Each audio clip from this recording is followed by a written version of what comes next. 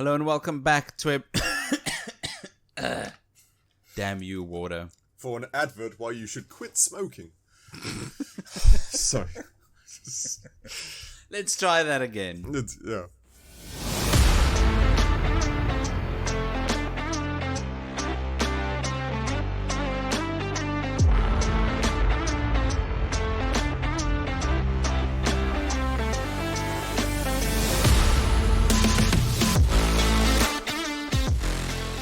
Hello and welcome back to a brand new episode of everyone's favorite podcast, the Critical Arcade Podcast. I am your co-host, Nick. And I'm Dave. Hello, Dave. Hello, Nick. Are you well? Yes, I'm well. I'm just so extremely hot. Wow, that's kind of... if you take the wrong context, it's very narcissistic of you. Like, whoa. Today I just got up, like Quaxley. You just whipped back your hair and you were like, whoa. Whoa, yeah. So incredibly hot today. I'm just the most attractive.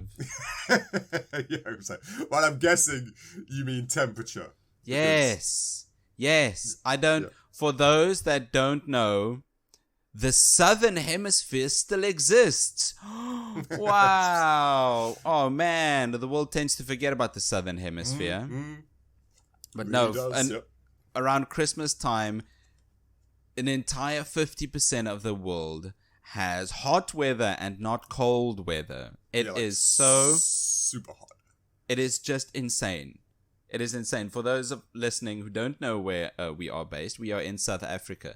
And over here, it is too hot. I don't know what it is in Fahrenheit, but I think the other day we managed to get to 37 Celsius.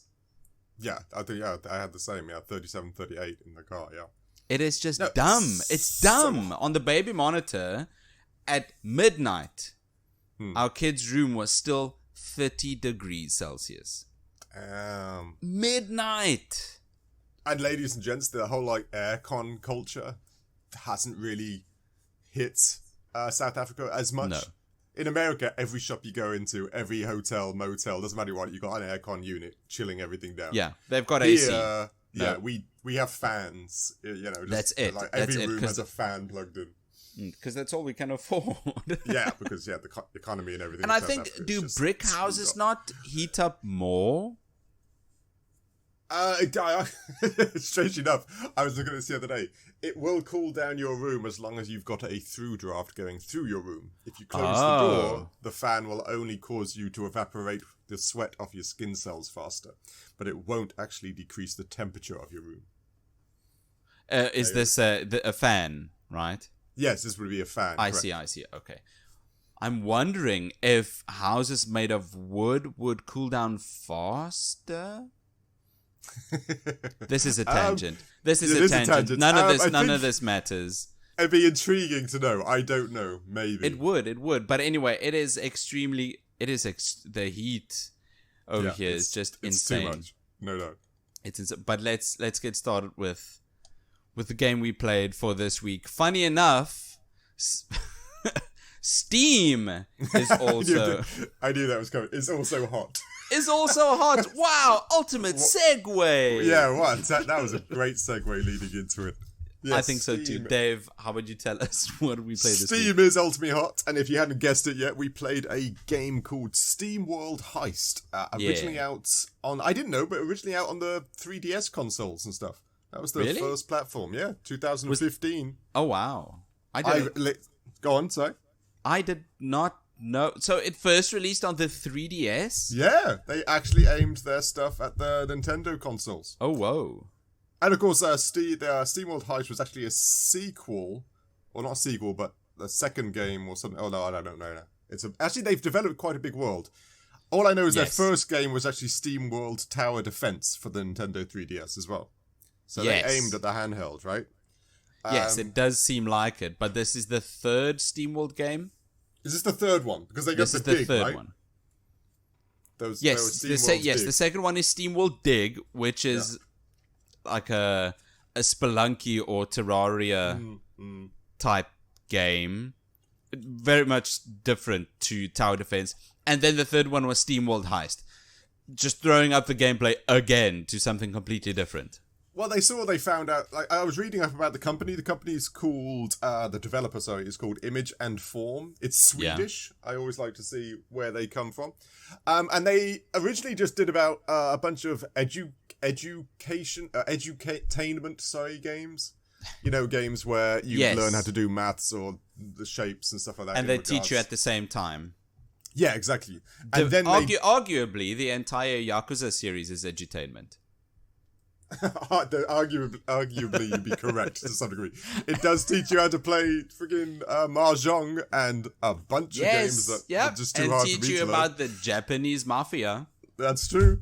Well, in theory, most games you can get some sort of education from. Yes. Right? There's very, very few that you don't go, oh, okay then. So they made edutainment games and then pivoted to the SteamWorld universe. Yeah, they started SteamWorld and they found out they actually got like a banger. People really enjoyed it, really loved it, and so they started making their games around the SteamWorld premise, i.e. Dig, Tower Defense. I think there's a Dig 2. I think there's a few other games that released under the SteamWorld hat, so to speak. Yeah, I checked that out. They've got SteamWorld Tower Defense, which I've never heard about. SteamWorld Dig, Heist. Got a sequel to Dig 2. And then the games I've not really seen. Quest? No. Right, SteamWorld Quest and SteamWorld Build.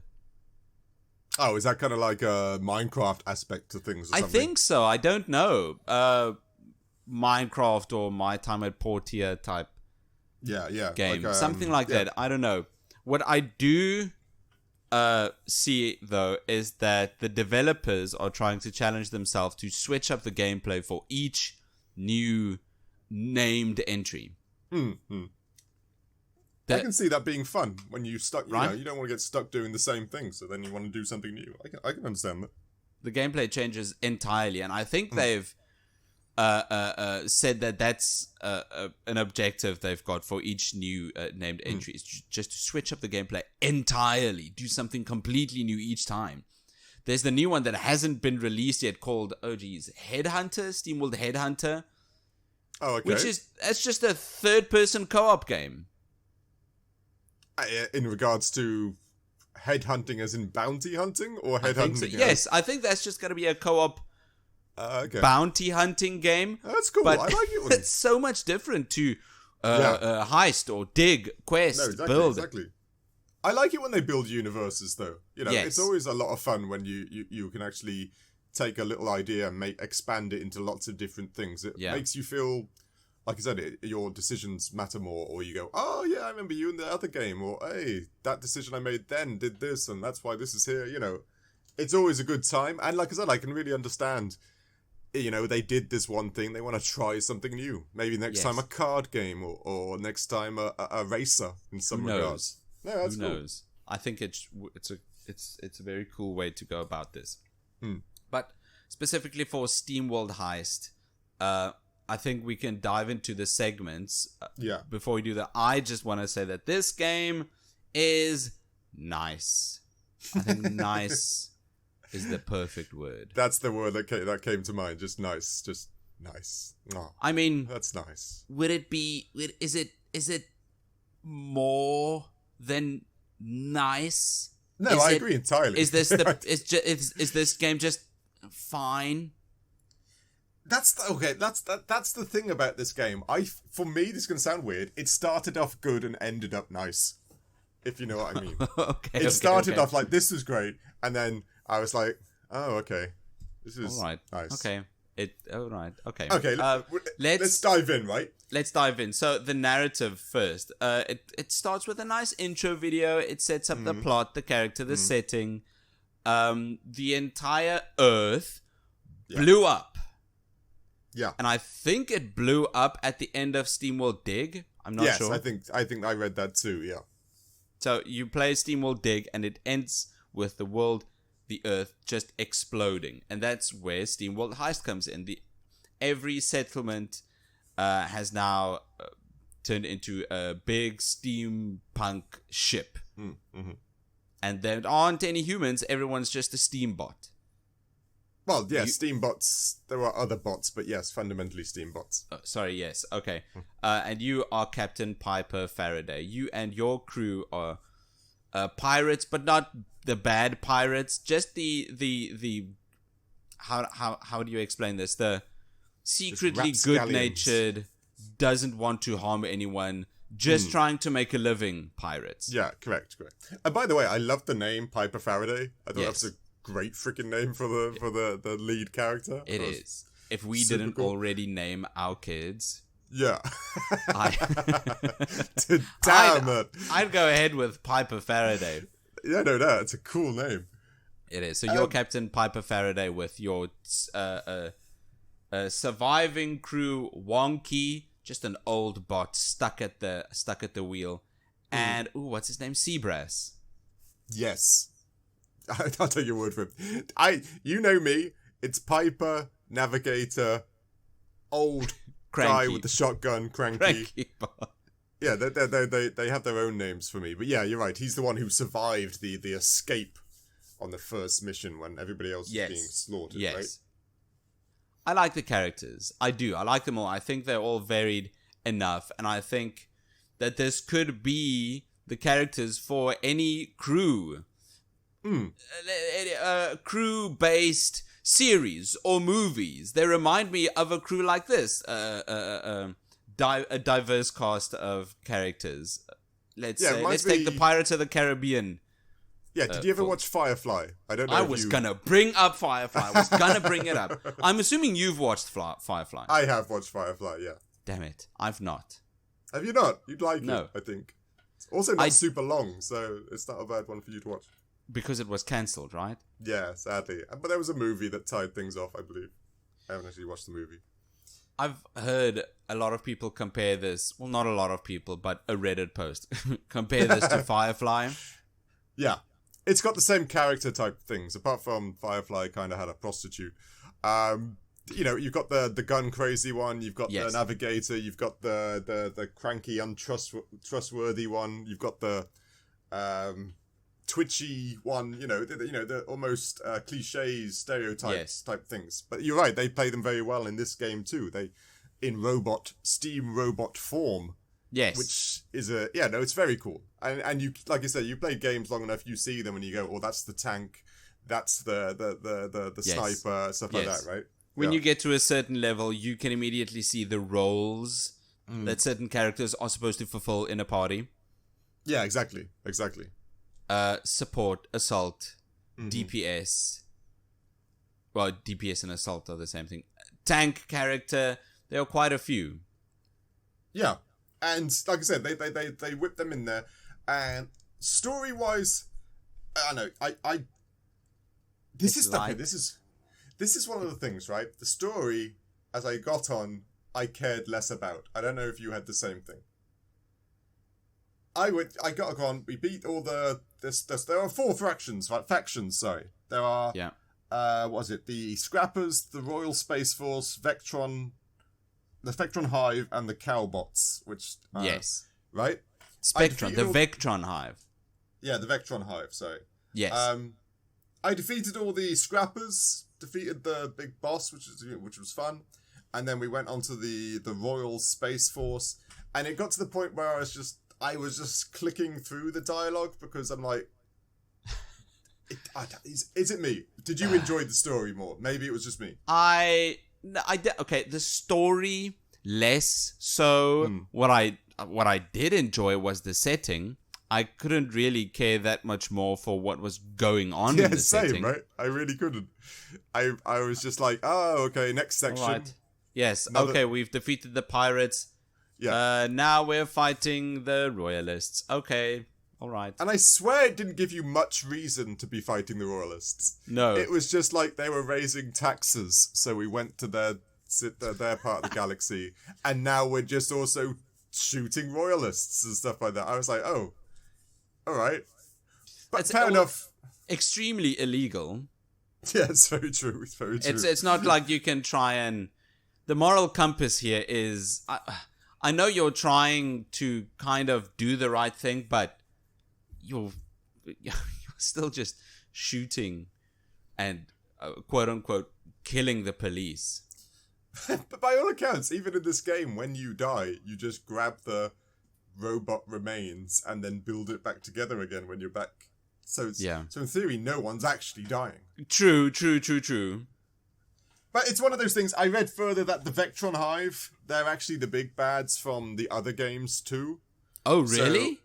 So when you stumble upon them, you're supposed to go, whoa! Oh, it's the Vectron. Whoa! Yeah, exactly. I know who they are. They're the reason the Earth exploded, or something along those lines. So okay. There is supposed so there's to be something. A big grand reveal, yeah. So there is something. That's great.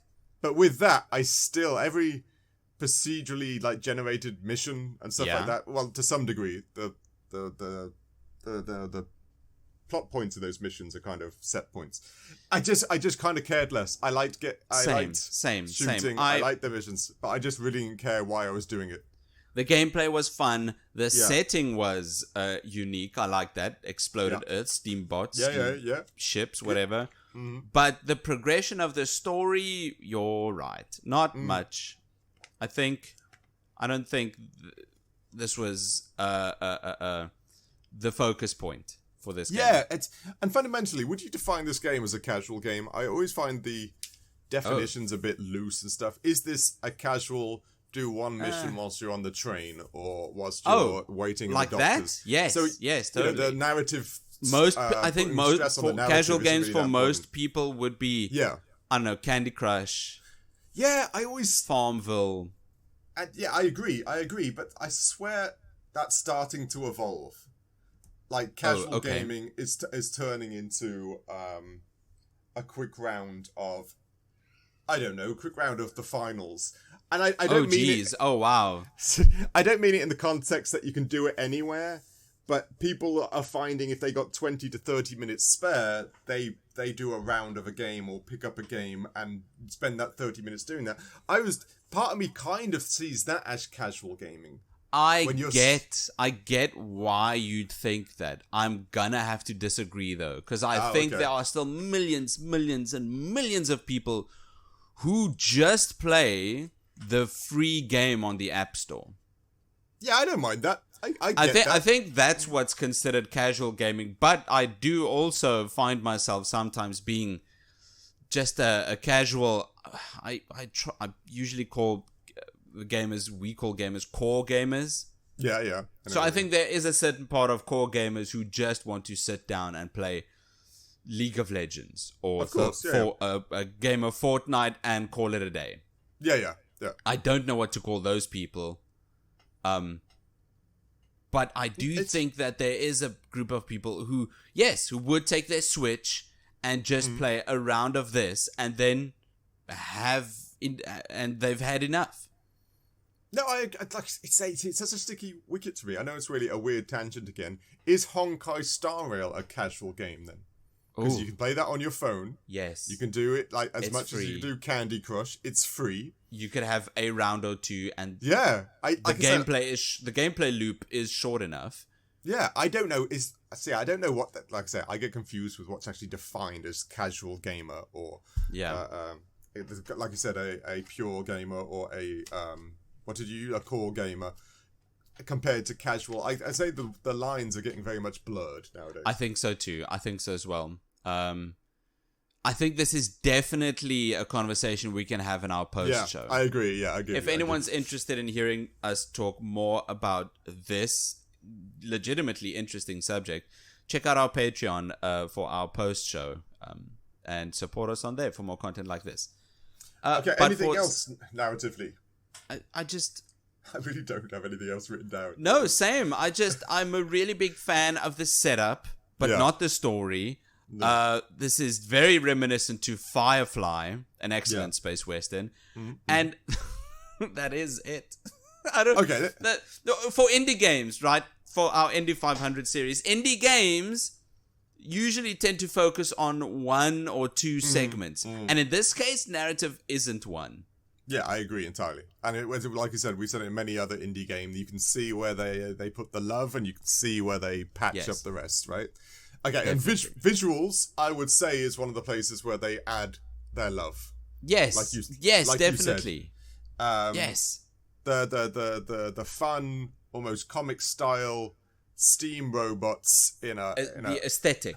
Yeah, everything is got that cowboy-esque, but set in the future, set in space, but everything's run with water. It's silly. It's got the cliched drunks at the bar. You know, this is the good stuff. Steampunk. Yes, it is. It is all steampunk. It is a good time. It is such a nice aesthetic, mixing the Western aesthetic and the steampunk aesthetic to get something like SteamWorld. I enjoy that. That is mixing. Great. Let's say the cyberpunk aesthetic with the silk punk aesthetic. That is so enjoyable. That you. No, I agree. I love that. I love any of the weird punk aesthetics. Cyberpunk, steampunk. I don't know. What did you say? Silk punk? Is there a silk punk? Silk punk. You must have. Yes. I know. I haven't delved into the silk punk world. That's cool. You'd enjoy the silk punk. You'd enjoy silk punk. That is, that's feudal Japan turned up to 11. Nice. I would enjoy silk punk. That sounds cool. But there's so many. Have you heard of diesel punk? Yes, I know diesel punk. Okay, great. Well, yeah, I love all the punks. And you're right that this has a great combo of steampunk and, I don't know, it kind of reminded me of like 80s cartoons, 80s, 90s cartoons. If you know what I mean. That's a good comparison. It does remind me of that.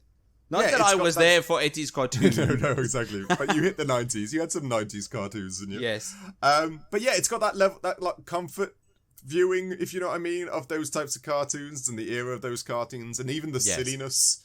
And for example, when you are in a battle and you shoot another robot's hat off, it does the slow-mo. It activates slow-mo, and it's like,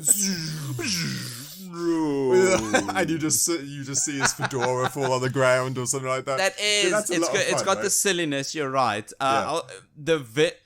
Part of the actual visuals also has that silliness. There's a character you get who's an old timer, who's an excellent shot. So he's your old sniper man. Yeah. His mustache is just a big white pipe. There's just a big white pipe on the bottom side of his face, and that's supposed to be his big old-timey mustache. It's so silly, and it's so fun. And did you get the big muscle man? The weightlifter? I am Ivansky. I pump arm. I shoot bullets. Yeah, he was great. Yes, I love Ivansky. Like I said, they got the great characters. They're well designed. You could, like you said, and we said earlier that you could actually see their defined roles, but that's some of the charm. Like I said, the huge muscle-bound Ivansky, or whatever you just said, was fundamentally my tank most of the time. Same. He is the tank. His skill, once you level him up, I'm sure, well, this is gameplay, but his skill once you level up is invincibility mode. Yeah, exactly. And then each time he's shot, he just says a one-line.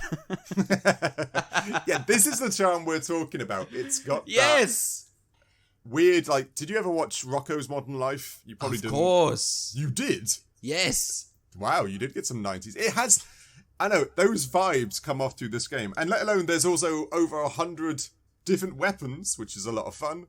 Oh, and wow, over 100 That's cool. different hats. Oh, yes. This is indie. This is the type of stuff that indie games need. Oh, I love it. I love this.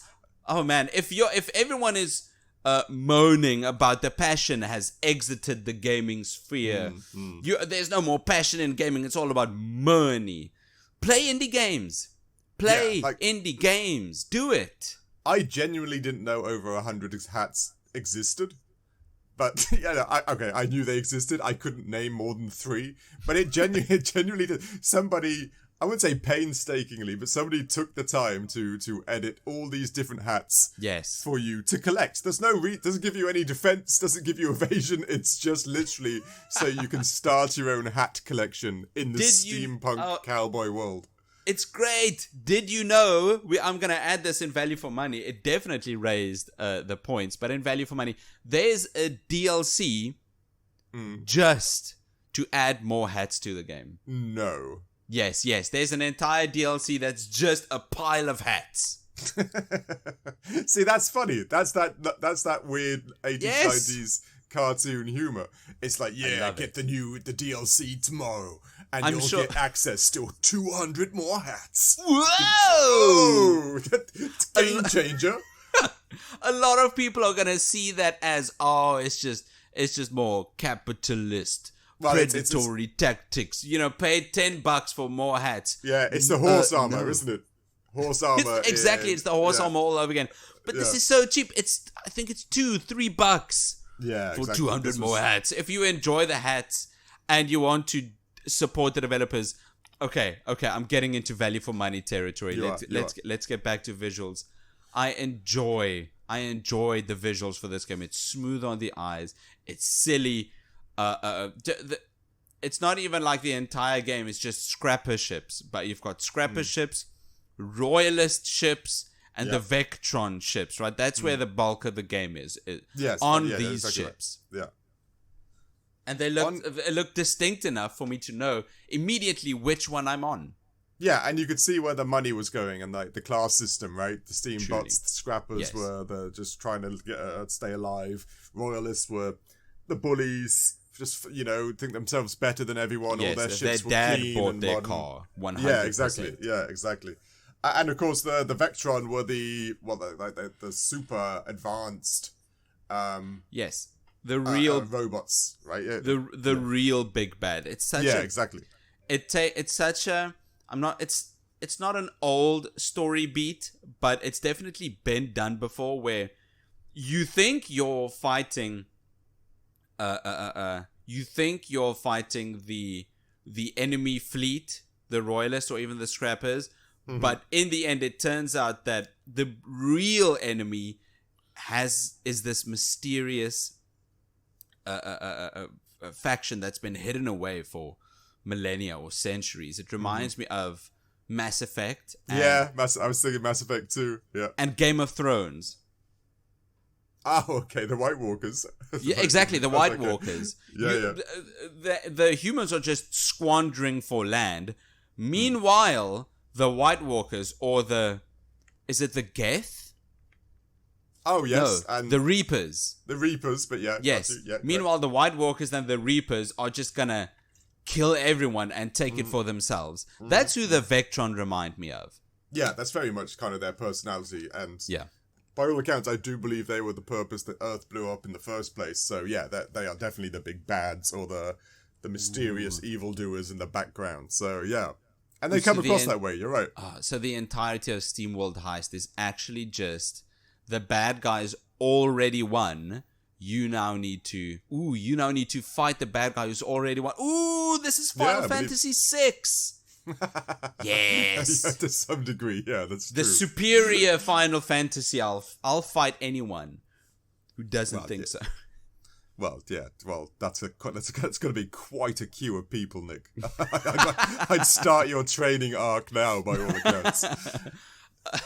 Also, I think part of the visuals, you've got the environments that you fight on, the Scrappers, the Royalists, the Vectrons, but you've also got the tiny exploration visuals where you're just flying in outer space.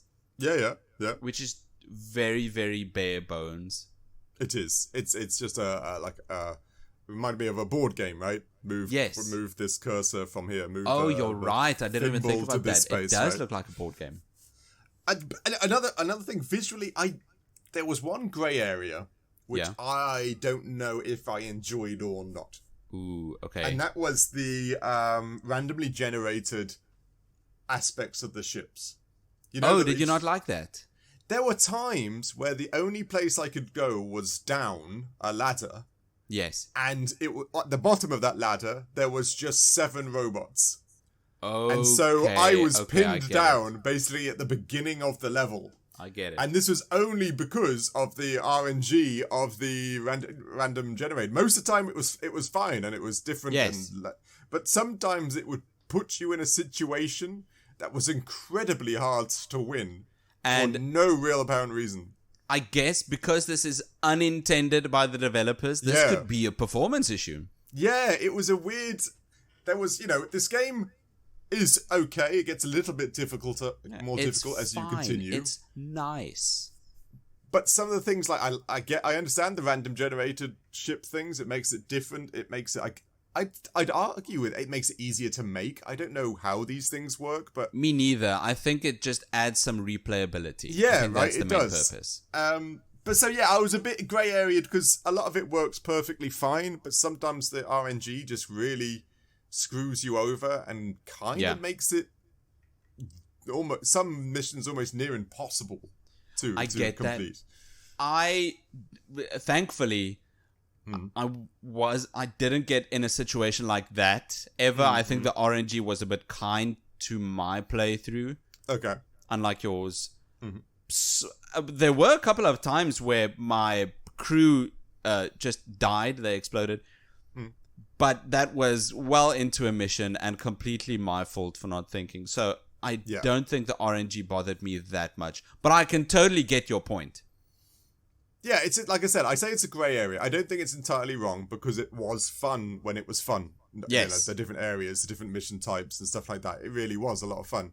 So yeah, it's just, I more than likely just got on the wrong side of the RNG gods. And I think that is what happened. It shouldn't happen still.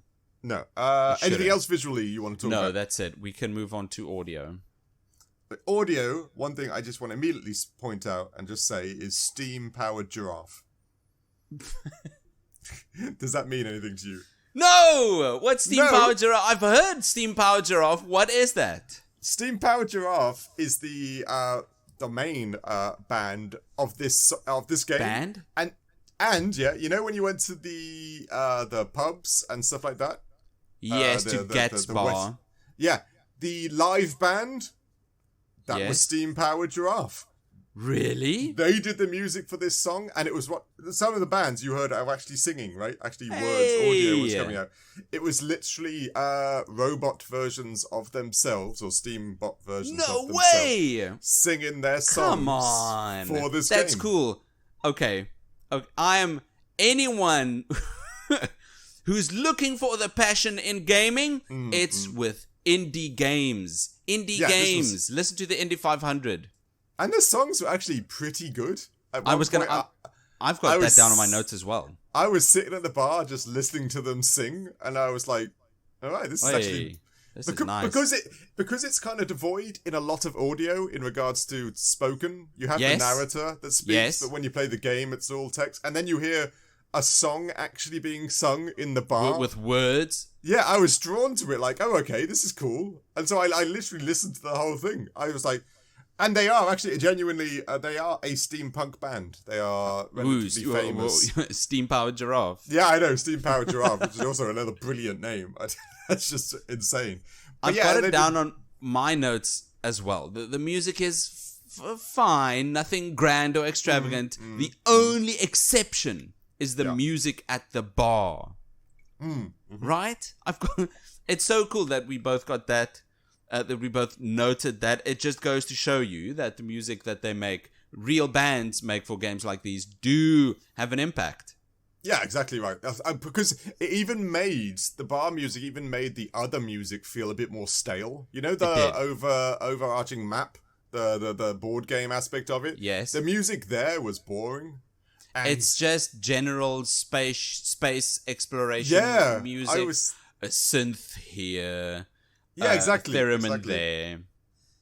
Yeah, it is.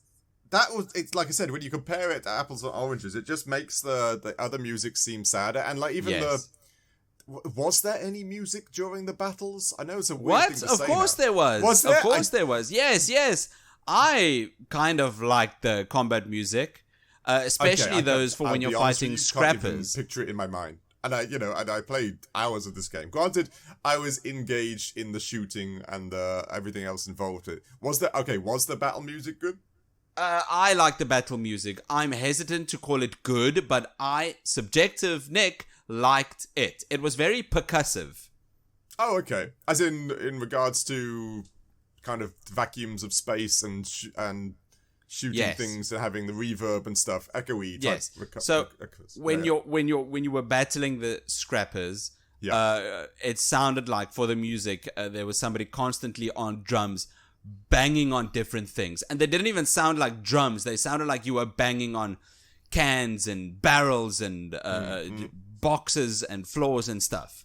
Adding to the whole steampunk aesthetic, right? Yes, but not just the regular steampunk aesthetic, but the scrapper aesthetic. Yeah. Like the Royalists and the Vectrons, the battle music for them sounded more posh and more futuristic, whereas for the scrappers, it sounded scrappy, which is intentional. That's clever art design again, right? Because definitely adds to the. Granted, I can't remember it, but like I said, making the Royalists more, army-esque and full of money and pomp and ceremony, right? Yes. And then making the Hive or Vectron a little bit more sinister, but also far more high-tech.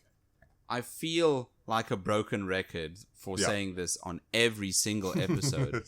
The audio lends so much to a game, to the gameplay, to the entire narrative. Sometimes even the visuals in this case. It just immerses you so much. The audio is extremely important. So if you're turning off your music, if you're turning off the audio to play a game, to listen to your favorite streamer, you can play. Right? Anyone can play a game how they like. I just want you to know that you're missing out. No, I agree, because weirdly enough, I used to spend a lot of my time with the sound off in games. Yeah. Granted, I generally did it of games I'm going back to or I played before, so I'm not missing out. But you generally do miss out. And you're right, watching other streamers and YouTube and Netflix and stuff whilst you play, in theory, means you're only really getting half the enjoyment from either one. You know, you're barely watching the series and you're also barely playing the game. You're not actually involved 100% in each one of them. And you're just overloading the stimulation to your mind. You really are. And you're losing out on the things you enjoy. Yeah. It is a weird thing, but it's very true. I agree entirely. I did that for a while, and since then I've tried intentionally to not do that, to try and get myself immersed. I'm playing a Plague Tale Requiem right now. So good. The sound is incredible. Yeah, that one would be an insane one not to listen to, right? Like, yes. If you put like a streamer on talking about the latest games or clothes or whatever people like, and you're playing a Plague Tale, which is dark and dreary, that would be insane. I'm sure people do it. I'm sure someone is doing it. So yeah, wouldn't be surprised. But besides for audio, I think the lack of voice acting makes sense, but it makes sense. Sorry, go on. It does make sense, but I could do without the harsh beep-bo-ba, beep-bo-ba, beep-bo-ba. Yeah, I have to keep thinking back that this was for the Nintendo 3DS. Yes. Okay, you're right. This is for the 3DS. Yeah, but you're right. It is annoying. Granted, we're spoiled now with all the voice acting that games bring and all the other things that come up. And you're right. The narrator was quite good. I liked him. He was okay. The singing was, of course, great. It got to the point that there was so much conversation and text boxes to read that I think it detracted for me. And that could have been amped up if they actually all had fun little voices. But then again, like I said, the 3DS, I'm not sure if you It is for the 3DS. I completely missed that part. I mean, could you imagine if they had voice acted for every single encounter? No, I just don't think you'd be able to fit it. I can't remember what the 3DS size is, but you wouldn't be able to fit it. No, the 3DS is great, but it's not like Switch. No, exactly. It's far from being Switch-like, yeah. Besides that, I don't have anything else for audio. No, okay, gameplay. This is where it's at. I'm sure you've got the same sentiments, right? I had a bit of ups and downs. I'll be honest. I'll be honest. Well, okay. Let's go in the goods. Let's go. The turn-based shooting mechanic is great. Yes, it's so much fun. Tons of fun. The core pure gameplay loop here. Yeah. Take cover. Turn-based shooting. You've got your crew against their crew. Just that. It's fun as hell. I like it. Yeah, and bullet bouncing was a thing I didn't know the ricocheting. was so great. because that was great. Like it's got that feeling when you some of the times I didn't have, you could get the laser sight guns with laser sight, Yeah. but sometimes I didn't have that. And if you pull off a ricochet shot with a no sight gun, like it's like no scope in Counter-Strike or whatever, Yeah. you're like, whoa, I Hell angled yeah. that perfectly. Yeah, it's a good feeling, which I didn't know I needed in my life, but I do now.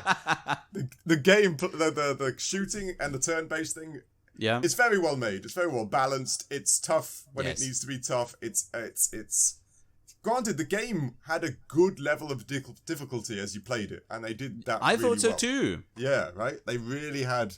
You know, in regards to later on in the game, ladies and gents, you'll go on a mission, you go on there, and then the alarms will go off, and then as the alarms go off, robots would come pouring out of doors. You get 1, 2, and if the alarms go off for longer, you get even more robots and turrets, and so it gives you a degree of you've got to be quick or get back to the escape pods and stuff like that. All the time, they do that very well. The gameplay there is top notch. I had a level where I had to, I think it was destroy generators. Yeah. And then I need to GTFO. Yeah, that's right. So I defeated all the enemies and I had one generator left on the right side of the ship. So I took Ivansky to that side. Ivansky shot the generators, and Piper and Seabrass were at the escape pod on the other side of the ship. Yeah. The issue was the timer ran down to 0, and there were now 2 robots between Ivansky, and the escape pod. Yeah, and for a moment, for a round or two, it felt like this cool scenario where the alarms were going off, right? The pipes were bursting with steam because this ship is going to explode, and Piper and Seabrass were at the exit just wishing, come on, Ivansky, where are you, Ivansky? And Ivansky was just barreling down the hallway. And there were robots to his left and right, and he was just steaming right through them, and it was such a cool time. And if you look at this game, it does not look like that. But with the audio, the visuals, just the setup, the gameplay, it all made me feel like that was the scenario I was in. And it is so cool if a game can pull that off. Did you, out of curiosity, did you ever actually fully die? Did all your teammates die and game over? It did happen twice. Twice, okay. It didn't happen for me, so I don't know what happens after that. Did you play on the experience difficulty? Yes, correct. I'm assuming you would, yes. Yeah. I did die don't get twice. Wrong, sorry. The what's it called? The penalty for dying is actually quite harsh. Oh, really? What happens, out of curiosity? They take away all of your experience in currency. I mean, half of your experience in currency. In general, or just from that mission alone? No, in general.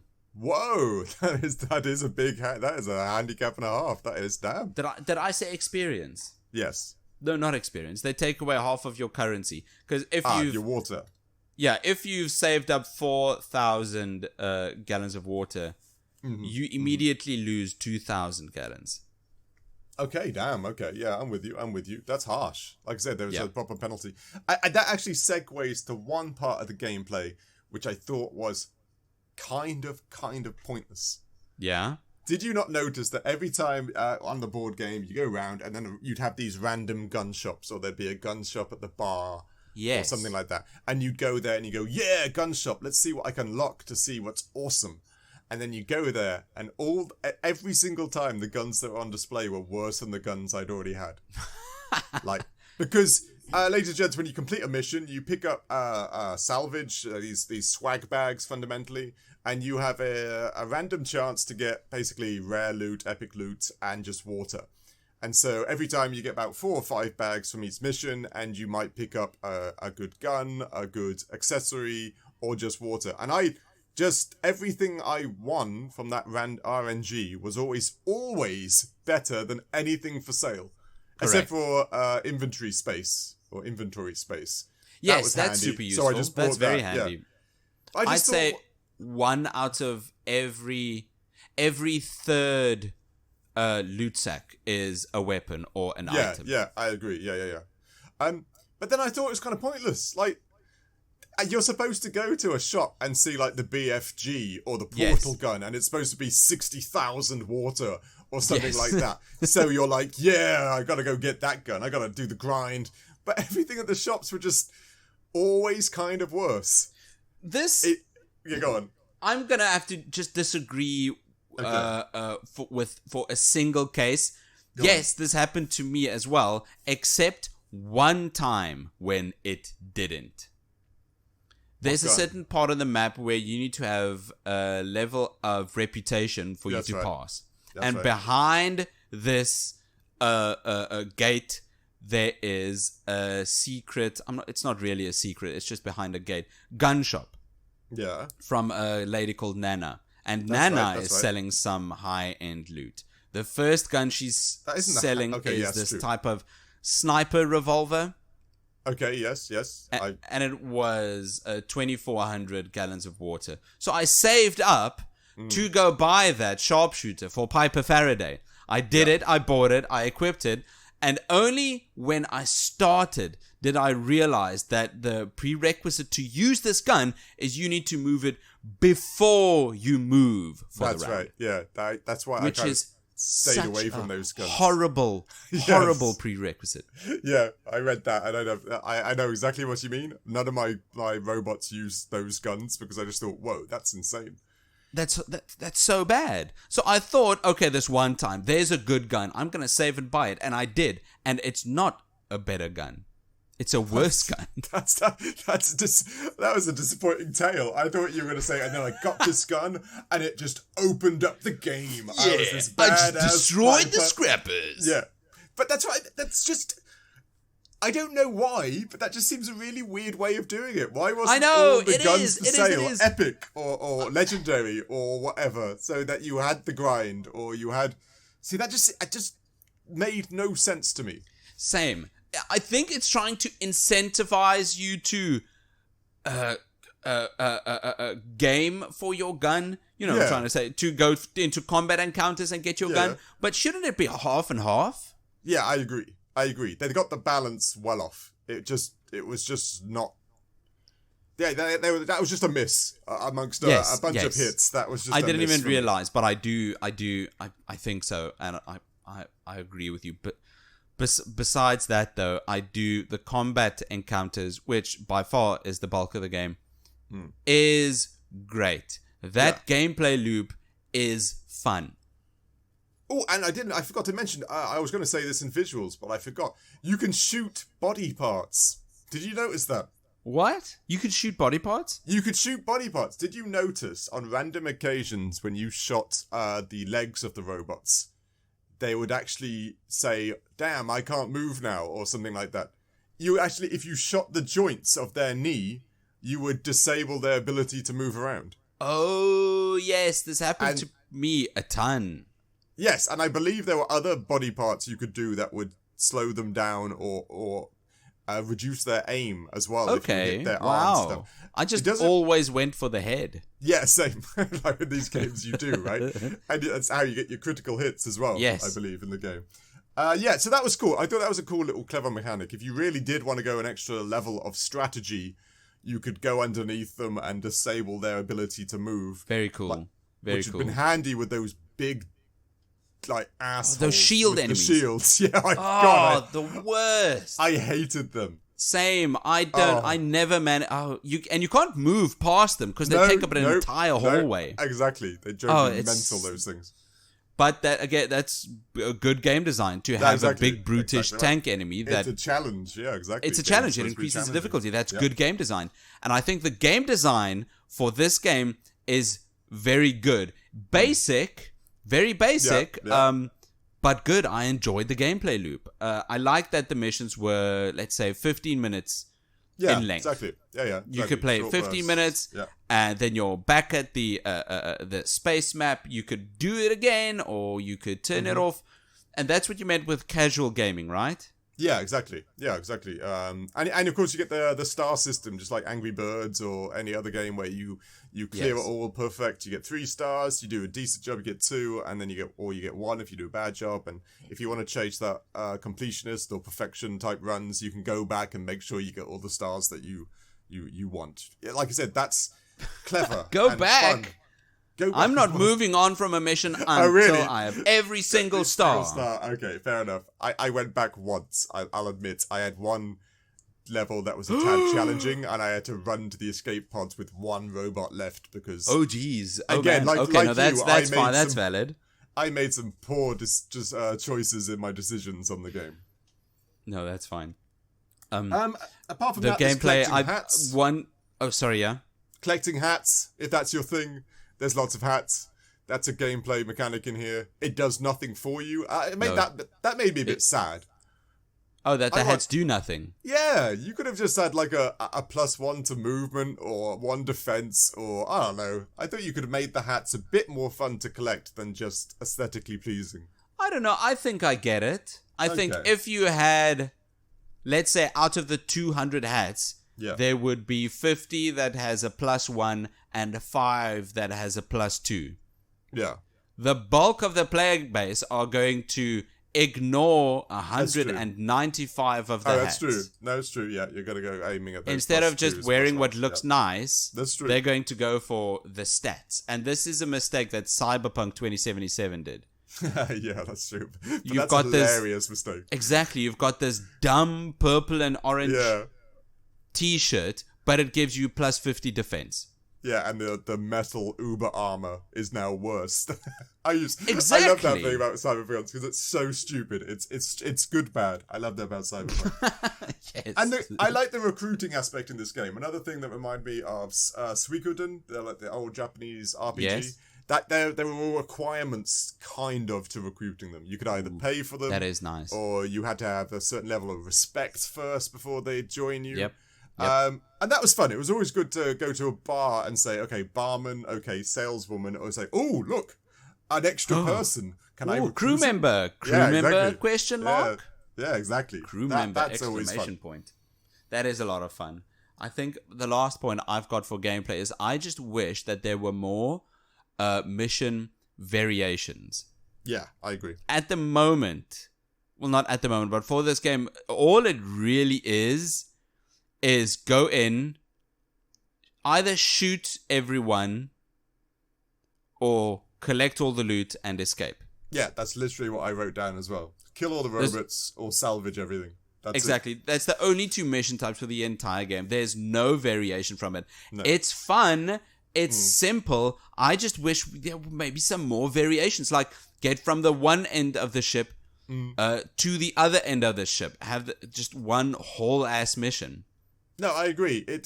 Again, that's one of the reasons why I think the story also got stale, because the mission types got kind of stale. I guess. So you could only do so much. Yeah, it slowly makes you go, oh, okay, this is this one, and so this, and do that, and do that. Oh, done. What's next? You just kept going, okay, what's next? Yeah. But yeah, I agree. The mission types could have been mixed up a little bit, even. Yeah, I would have liked some more variation. Yeah, I agree. You could just take the core gameplay loop, which is already fun, and just put it in a different situation. Yeah, funny enough, this is the main complaint for Bleach. Bleach, yeah. The anime, right? Okay, yeah, you lost me. The series. I'm trying to think if there was a Bleach game for half a second. Then. I'm the sure scenarios. I guess. Yes, the scenarios for the entire Bleach anime. Every time. It's just one of Ichigo's friends is kidnapped and the band needs to go save them. That's somewhat true, yeah, right. That is the entire plot. Whereas with One Piece... Oh, yeah. It's different every single time. I think they had one arc where they need to go save a person in the Impel Down. I think it's or Eni's Lobby. Yes, they go save Nico Robin. That's right. And she does that. And then Luffy's brother in Impel Down. I think those are the only 2 arcs that do this. I'm sorry, this is another tangent. Please go listen to our post show on Patreon. But I'd like some more variation, and I think most other people would as well. No, I agree. But like I said, it makes you kind of excited to see if there's going to be a Steam Heist 2, because I think they now know, they more than likely know the areas where it was a bit slow, and yes, like I said, these could quite easily up the ante of this game with just a bit more variation, which I'd be amazed. I hope they do make it 2, because this is worth a sequel, this game. I think so as well. I do think so. It would be a perfect game for the Switch 2. Yeah, exactly. Yeah, no, exactly. They could go even bigger. They could do more. Because I like this game. I would just like more of it. Yeah, I agree. But then again, that's the Nintendo 3DS restrictions potentially. Totally. And totally, like I say, now we've got the Switch and stuff that opens the playing field a bit more. I 100% agree. Performance-wise, did you get anything? Nothing besides the RNG. Okay, yes, yeah. That can be frustrating and stuff at times. I have one. Go on, unless you had something else, sorry. I don't. I had one. Yeah, I wouldn't necessarily call this performance. This is another one of Dave's just grinding my gears type moments. Dave's nitpicks. Catch them now on Critical Arcade. Why, when you go back to your ship, does your map and navigator have to be up a ladder? Every single bloody time. Oh my god. Go down the ladder, go up the ladder, go down the ladder, go up the ladder. Make that bit the level bit. Make the ladder the areas where I can go talk to people. Is that an issue? Was that really an issue? It was for me. Oh god, I was like, jeez. Why, like... So you go up the ladder every time you need to talk to Wonky. Yeah, every time to go to the map, the overarching map. I'm just like, why did they not make this the middle floor? So it takes a second to get up there. And 60 levels, that's now a minute of my time just climbing ladders. Okay, you're right. You're right with that.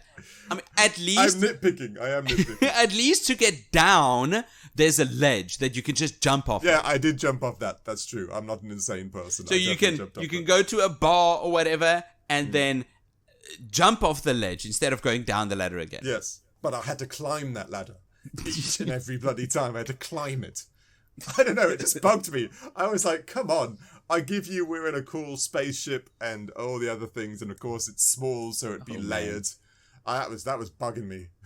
That was Dave's Nitpicks on Critical Arcade. That's right, there'll be many more, don't you worry, in other games. Yeah, stay tuned. No, that was performance-wise, it actually ran quite well. You know, it was actually quite a sturdy built game. There was nothing wrong with it. Yeah. No, I think maybe just the RNG could have been tightened up a tiny bit. Yeah, exactly.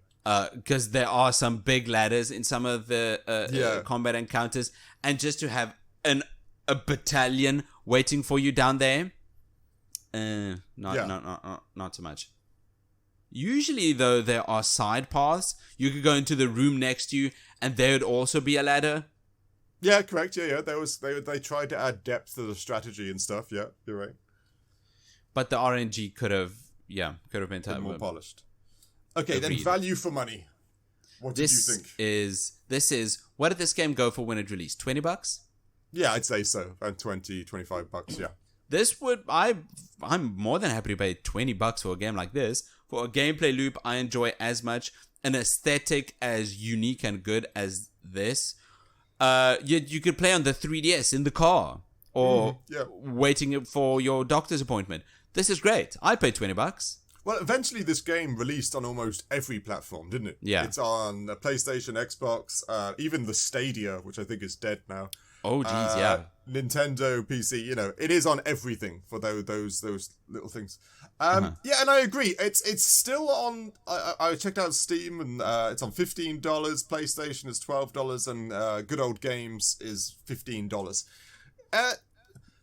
I think it's a good game. I thought $15 for a game that's almost 10 years old is still a little bit expensive, or is that just me?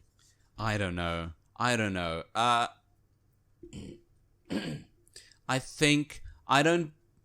have this conversation all the time with my wife, who's never listening when I talk about this. Yeah. Do the value of games decrease with time? Right? The product doesn't decrease in value, really. The game's just as good as it was 2 years ago. Maybe even better with patches. why should the value go down? I know it's a very unpopular opinion. It's the competitive market aspect, isn't it? Because there's so many games out there, you've got to hedge your bets.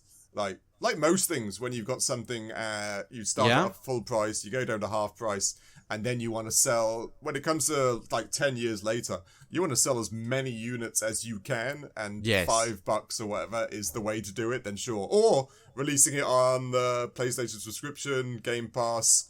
Has actually done wonders for indie games and stuff like that. Yes. I heard that's what made Psychonauts 2 its biggest platform. Yeah, I find that fascinating space as well. The giving it for free and then it gets hype because everyone can afford it, and that's actually made some developers come back and make sequels or get funding to do more. That's really that cool. is excellent. I'm looking on Deku deals right now. SteamWorld Heist is $5. Oh, I literally looked at, like, granted, I just looked at the $5 Steam platform, and it was, $5 is a bargain. Yeah, any game, especially as robust as this, for $5 is, just put it in your basket now and add it to your library. It's well worth it. Yeah. Oh, I like it a lot. Okay, but that's value for money. I think I'd pay 15. Okay. I'd pay $15 for SteamWorld Heist. This gameplay loop is very fun. Could be varied more, but I think the value for money is fine. Yeah, the replayability, would you say, is high, medium, low? It's, again, the story didn't engage me enough the first time. I figure that the second time it's not really going to do much for me.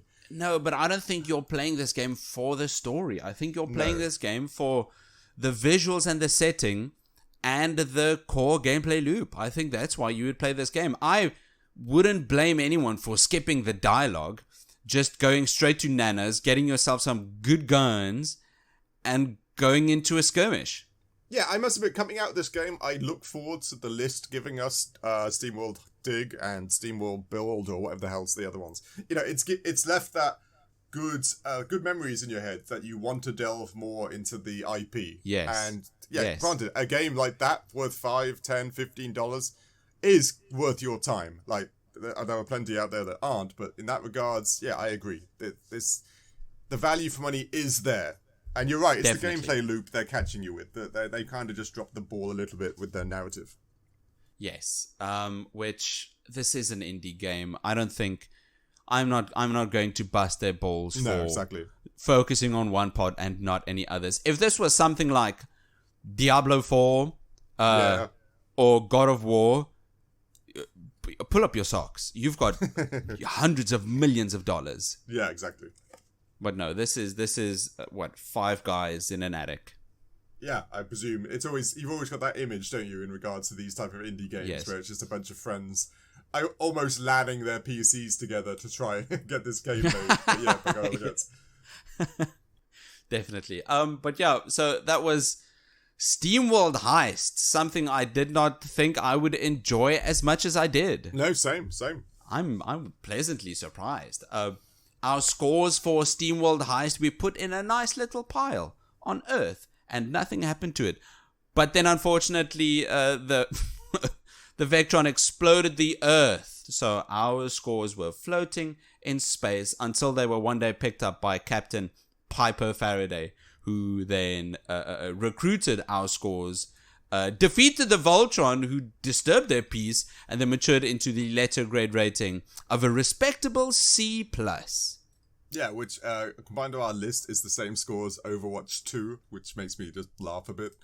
And Neo, The World Ends With You. Horizon Forbidden West. Good games. Right? It's got the same score as Whoa, we scored Horizon Forbidden West C+? We did. Jeez, the visuals alone should take that into a B. Yeah, but that's mainly because Aloy had like the expressions of a book. That's right. Aloy isn't interesting. No, she is not. Don't try and convince me. No. But no, it's a good game. Everybody should pick it up. That's a good score. Like I said, it's very casual. Like I say, I find it hard not to call it casual gaming because it's on every device. Yes. It's 15 minutes of fun if you want to do it that way. And that makes it worth the time anyway, just for those times where you just want to get it almost feels like an excellent palate cleanser. Yeah, exactly. No, I agree entirely. There could not be a bigger difference between Dead or Alive Extreme Beach Volleyball and next week's game, and this feels like such a good palate cleanser. No, agreed. And it's, again, that's what we often feel about indie games in general. They kind of reboost your energies in regards to the gaming sphere because they do so many little things really right. Definitely. And it makes you, revitalizes you to some degree. Indie games are where it's at. No doubt. Just everyone should be just delving into the world of indie games. Agreed. But yeah, okay. Thanks for listening to this week's episode of the Critical Arcade podcast. If you'd be so kind, you could leave us a review on whatever platform you're listening us on. It would be very great. You could follow us on our social channels on Instagram or on YouTube. But if you're not on either of those, you could shoot me an email. I'm nick@criticalarcade.com. And I'm Dave at criticalarcade.com. But besides for your email, Dave, where else can we find you? Well, I will be out and about there, and due to the inspiration I've taken from this game, I have managed to build a system where I can make your entire life randomly generated. So if you go to the bathroom, it could change into a netball hall. If you go to your bedroom, it could turn into the toilet on an airplane. Oh, jeez. I have managed to manufacture RNG, room generation in real life. So if you follow me, I will make that the rest of your life. Now, granted, if you're a gambler, that could be a good thing. You might go into like a vault or what's the place? Another vault. I'm trying to think of the gold reserves in America. Well, what the hell is that place called? Oh, treasuries. Yeah, the treasury, big one, big famous one. What is that? The word you're Die looking Hard for? 3, he stole from it. What are you talking about? A bank? Don't get old, Nick. That's what I'm telling you. Fort Knox. There we go. Fort Knox. Okay, sure. Yeah, anyway. Jeez, whoa. It can go either way. Fort Knox? Yeah, great. It can go either way. That's a prison, isn't it? No, okay, now I'm getting confused. Die Hard 3. No, Alcatraz is a... Okay, anyway. Prison, Please support us on Patreon for exclusive content. We can shout at us for what we got wrong now. Definitely, but don't do it because that's mean and cyberbullying. You could rather... look for our shows Critical Cinema and our post show where we talk about a lot of different things and movies. So check that out if you want to. And Dave, how would you let us know what have we got lined up for next week? Next week we've got a classic. I think it was only released on PC. No, it was Xbox 360. A classic Tom Clancy Rainbow Six game, Vegas, the strategy team squad based shooter set in the world of the sparkly lights of Vegas and, of course, taking down some sort of terrorist. It doesn't really matter as long as we get to shoot people. That's what it's all about. Look forward to playing that one. It was one I played as a child, and I remember I have fond memories of playing it. I look forward to playing that again. Same. I've not ever played Tom Clancy's Rainbow Six Vegas. Ever. You were kind of young. Was it 2006? How long ago was that? I was 12, so... okay, Well, that makes sense. No, I just can't picture, 2006 in my head still goes, oh, that's still new. And then I go, wait a minute, maths. Then I do the maths and I'm like, damn. Oh, maths, it's not. Yeah, now maths screws me over all the time. Yeah, that was 18 years ago. Yeah, damn, you were 12. Yeah, granted, you wouldn't have played it. It was an 18, I think. But either way, it's a good game. Friends. Anyway, tune in next week if you want to hear us talking about Tom Clancy's Rainbow Six Vegas, and we'll see you then. Cheers. Cheers.